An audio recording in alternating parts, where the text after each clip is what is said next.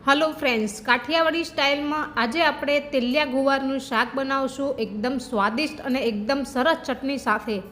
आ शाक तमे एकवार खाशो तो खाता रही जशो। फ्रेंड्स, हजी सुधी मारी चेनल ने सब्सक्राइब ना करी होय तो करी लेजो नवी नवी रेसिपी जोवा माटे। चालो आपणे बनाववानुं शरू करीए। तो अहींया मैं लीधो छे तेलियो गुवार। आ गुवार एकदम पतलो और एकदम कूणो आवे छे। आ गुवारनुं शाक खूब ज मीठुं और खूब ज सरस लागे छे।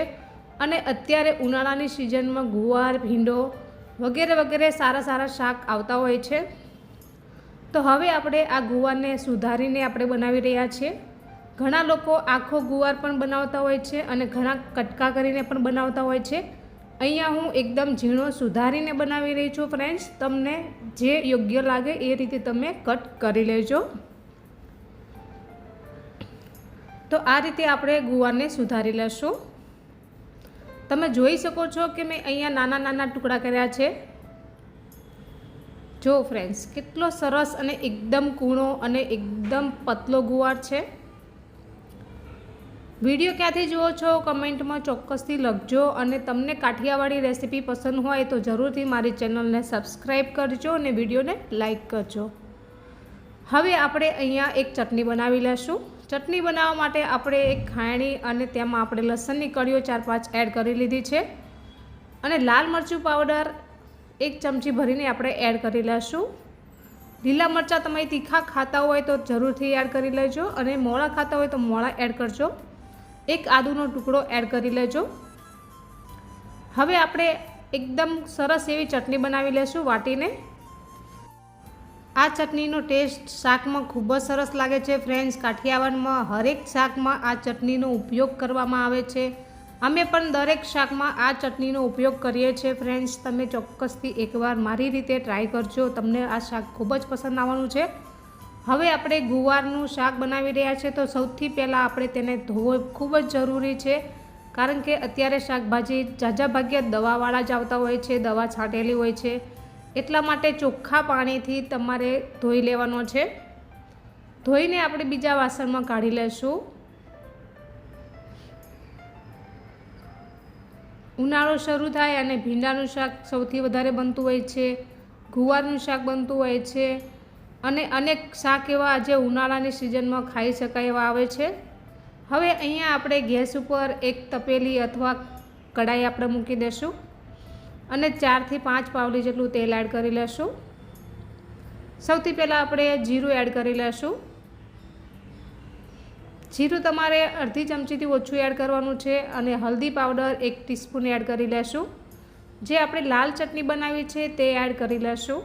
આ ચટણીનો ટેસ્ટ ખૂબ જ સરસ આવે છે।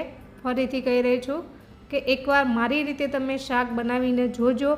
તમે રોજ આ રીતે જ શાક બનાવશો, એટલું મીઠું શાક આ બનીને તૈયાર થાય છે।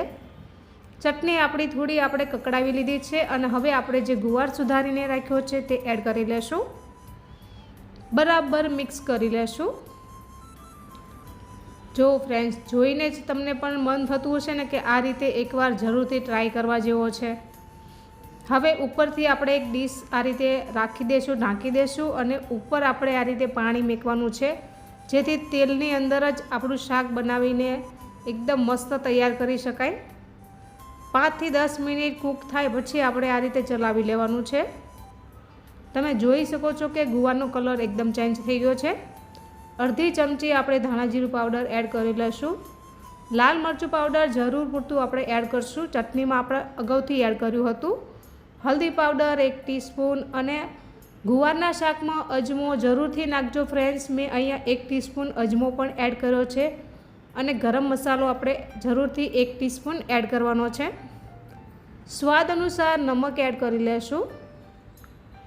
આ બધી જ વસ્તુ નાખીને પછી આપણે બરાબર મિક્સ કરવાનું છે। તમે જોઈ શકો છો ફ્રેન્ડ્સ કે શાક કેટલું મસ્ત બન્યું છે। હજી આપણે આને કુકિંગ બાકી છે તો કૂક કરવાનું છે। જો ફ્રેન્ડ્સ, તેલમાં કુકિંગ થયું છે તો ખૂબ જ મીઠું લાગે છે આ શાક। હવે થોડું અમથું પાણી એડ કરશું। અડધા ગ્લાસથી ઓછું આપણે પાણી એડ કરવાનું છે। બરાબર મિક્સ કરી લેશું। વિડીયો ગમે તો લાઈક કરજો, શેર કરજો, સબસ્ક્રાઈબ ના કરી હોય તો કરી લેજો ફ્રેન્ડ્સ. નવી નવી રેસીપી જોવા માટે આપણી ચેનલ ઉપર નવી નવી રેસીપી પણ આવે છે અને કાઠિયાવાડી રેસીપી પણ આવે છે. કારણ કે હું રહું છું ભાવનગરમાં અને ભાવનગર કાઠિયાવાડમાં આવે છે, તો કાઠિયાવાડી રેસીપી આપણે બનાવતા જ હોઈએ છીએ. તો 5 મિનિટથી 10 મિનિટ મેં આને પાણીમાં કૂક થવા દીધું છે અને પછી આપણે જોઈએ તો પાણી એકદમ એબ્ઝોર્બ થઈ ગયું છે. અને હવે આપણે થોડી વાર ચલાવશું, માત્ર 2 મિનિટ, અને જોશું કે પાણી એકદમ ઓછું થઈ ગયું છે અને આ શાક કોરું જ ખાવાનું મજા આવે છે. જો ફ્રેન્ડ્સ, આપણે એક પ્લેટમાં કાઢી લેશું. જોઈને જ ખાવાનું મન થાય તેવું શાક બન્યું છે ને કાઠિયાવાડી, એકદમ ભાવનગરી સ્ટાઇલમાં આપણે આ શાક બનાવીને તૈયાર કર્યું છે. તમને પણ ગમ્યું હોય તો વિડીયોને લાઈક કરવાનું ભૂલતા નહીં ફ્રેન્ડ્સ. જો કેટલું સરસ બન્યું છે. સાંજના ટાઈમે, બપોરના ટાઈમે આ શાક તમે ભાખરી જોડે, રોટલી જોડે, પરોઠા જોડે સર્વ કરી શકો છો. ખૂબ જ સરસ બને છે.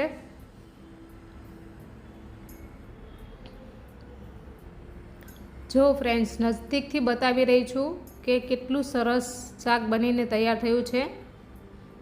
ચાલો આપણે ટેસ્ટ કરી લઈએ. આમ તો હું બનાવું જ છું અઠવાડિયામાં 1-2 વાર, પણ આજે મને મન થઈ ગયું કે આ શાકની રેસીપી હું તમારી સાથે પણ શેર કરું. વિડીયો ગમ્યો હોય તો લાઈક કરજો friends. Thank you for watching. આવજો.